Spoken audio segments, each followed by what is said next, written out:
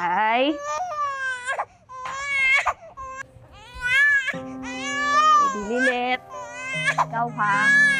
Pag hindi ka tumahan, babalik kita dito. Gusto mo ba yun?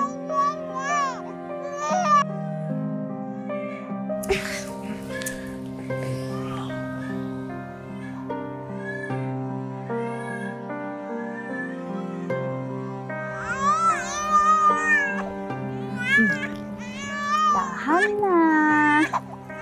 Sige na, baby. Tahan na. Hindi ko naririnig yung pinapanood kong teleserye.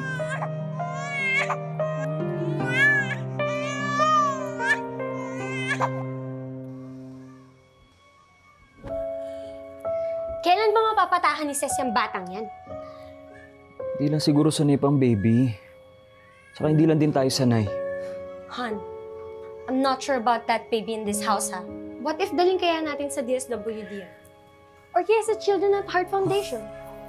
There are people who are paid to take care of babies like that, Lilet. Ayaw mo ba na finally may bata na tayo dito sa bahay? Kaya nga may foundations at shelter houses ako na tinutulungan. Para dun ko papakisamahan yung mga batang hindi ko naman kaano-ano. Han? May limitation lang ang pagiging charitable ko. Kung magkakaroon man ng bata dito sa bahay, gusto ko nang galing sa akin. Kadugo natin. Kadugo mo, Rami.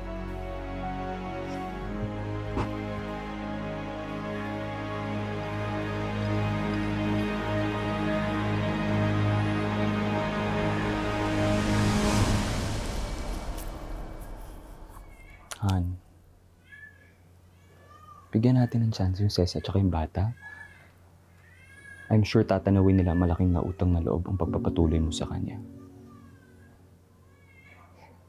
Huwag lang nilang tanawin, no? Pagtrabahuhan nila. Hindi libre yung pagkukup natin sa batang yan.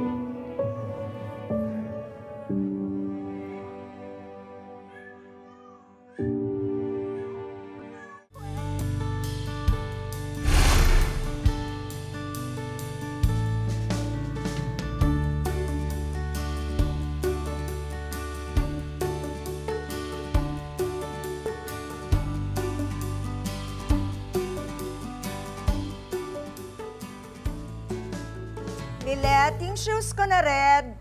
Ate! Asan na yung school shoes ko? Malilate ako eh! Lilet, yung shoes ko, malilate na ako. Bebe, kanina pa nila hinihintay yan. Sabi tinang. Bilisan mo na, ha?